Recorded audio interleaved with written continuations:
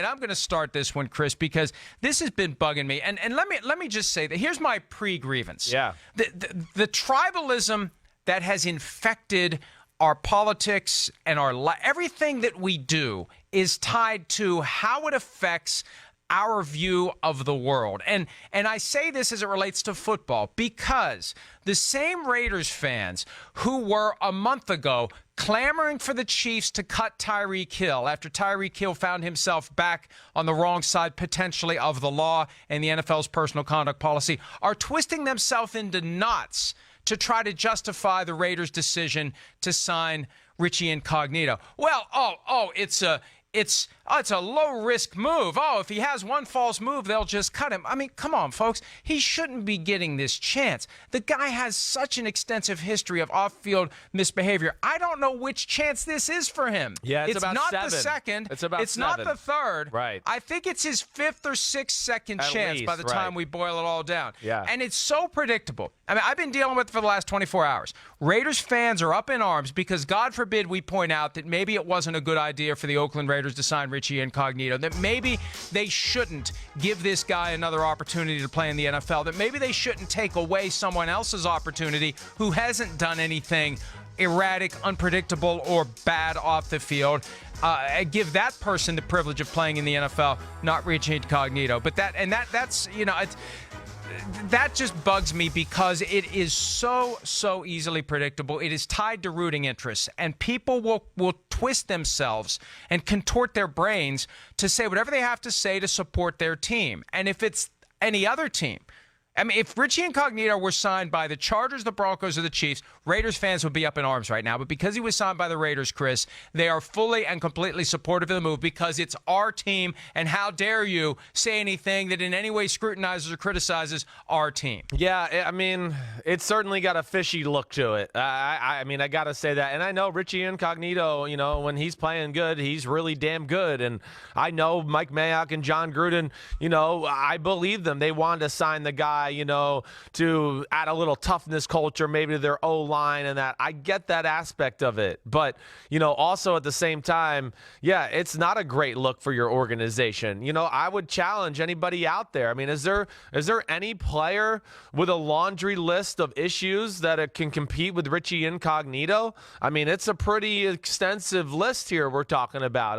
It's pretty amazing, actually. And you're right, it's not the second chance. It's not the third chance. It's more like the 5th or 6th or 7th chance. And guys on the, in the locker room who might not be happy with, some of his views on life and the things he says or does, they're not going to mess with a guy like Richie Incognito. First of all, he's tough, he's big, but he's got the crazy white guy card. And everybody's scared of the crazy white guy in the locker room because the crazy white guy is the guy who says, the crazy white guy is the guy who, makes a mess of a funeral home or says, I'm going to go out into my car and get the shotgun, okay? I've been around a few of those guys in the locker room in my day and age.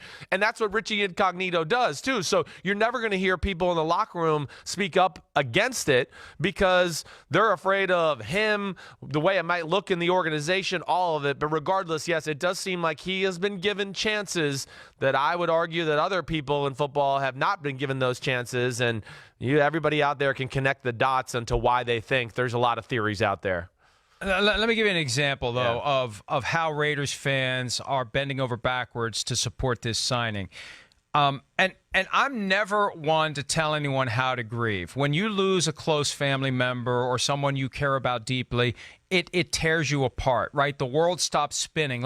You see the rest of the world going about its business, and you say, how in the world is the rest of the world moving when my world has collapsed around me, right? And I've been there. I've lost both of my parents, and people do handle grief in different ways. That sometimes they don't want anything to do. I'm not going to the funeral home. There's all sorts of things people do. But I still think we have to expect people to keep their behavior within the bounds of what's socially acceptable. And the idea of tearing up a funeral home and threatening to shoot it up, and you have the artillery in your car to back it up, that's a problem. And what came out last night, Chris, 2 days before the incident at the funeral home, he was at the house of his 90-year-old grandmother.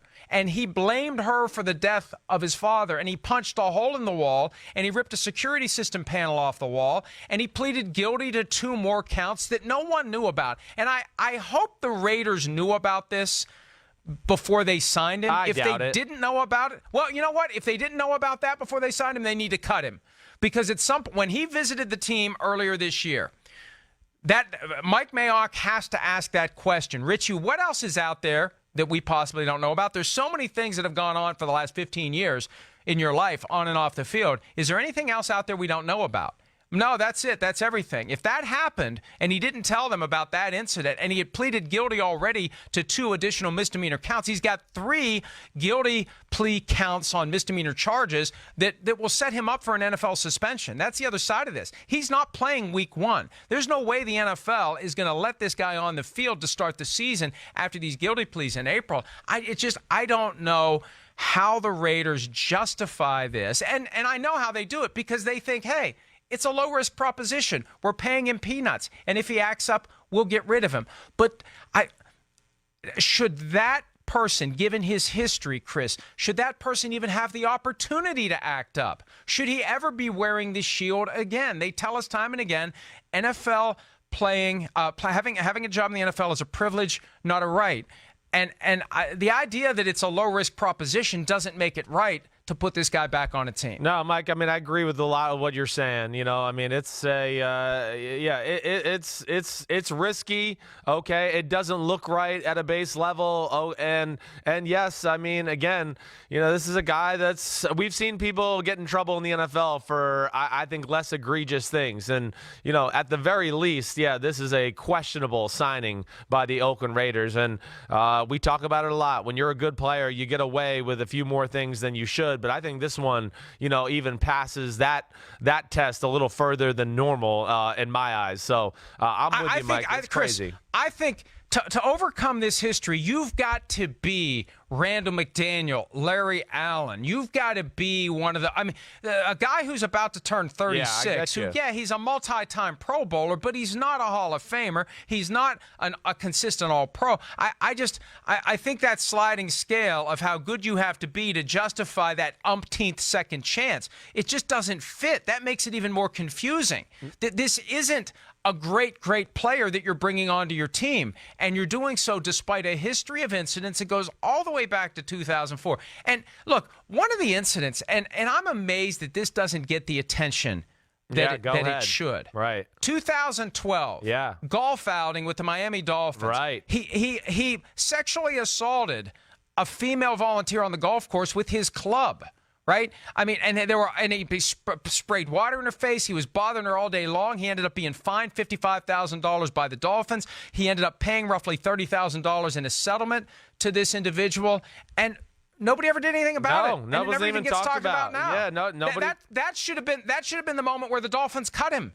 And it never happened. No, well, I mean, I hear you. And here we are. We're talking about Ezekiel Elliott, who I'm not saying, you know, was good in what he did, but we're talking about, you know, the league's going to look into it because he bumped a guy. I mean, and again, I'm not condoning his behavior, but certainly seems a little less egregious than Richie Incognito, who's, you know, on his ninth public offense of the decade, at least at this point. So, yeah, I don't get it, Mike. I don't like the look of it. And I don't understand why this guy has gotten 6 or 7 chances, and I could show you other people in football who are good football players who haven't been granted this many chances to come back and continue to play and get another chance to prove themselves.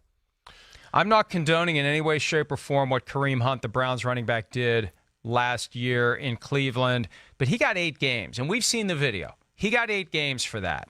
And I'm not saying he should have gotten less, but I'm saying if that's the standard, for what he did, one time only, first offense. Yeah. If that's the standard, this is the opportunity for the NFL to rewind back, because the NFL's never suspended the guy before. Back in 2013 with Jonathan Martin, the team suspended him for conduct detrimental to the club. The NFL has never taken action against this guy.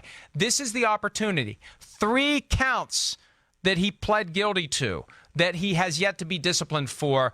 And I think the NFL needs to look into all these other incidents. This is their chance to take a stand regarding the conduct that we've seen from Richie Incognito over the years. And I think if Kareem Hunt gets 8 games for a first offense for what we saw in that video, how do you not give Richie Incognito at least 8 games for the 3 pending counts and everything else that he's done in the past? Yeah, no, I think it's common sense to me. You're right. And, hopefully you saying this and us talking about this will maybe get the NFL on their horse a little bit to giddy up through this situation and figure it out either way. But, the Raiders need to know, too, at some point. I mean, if they're going to go into the season with this guy and thinking he might be their starting guard, you got to make something happen. I didn't get a chance to rant about my playoff. I wanted to rant about maybe expanding the playoffs. I didn't get there because you hogged all the time, but that's fine. Sorry. Don't worry. It's all good. We'll have more time. We'll have more time. There are plenty of Wednesdays. Subject. Yes, there is. Hi, I'm Mike Tirico, and thanks for watching. Make sure to hit subscribe for the latest news and highlights from NBC Sports.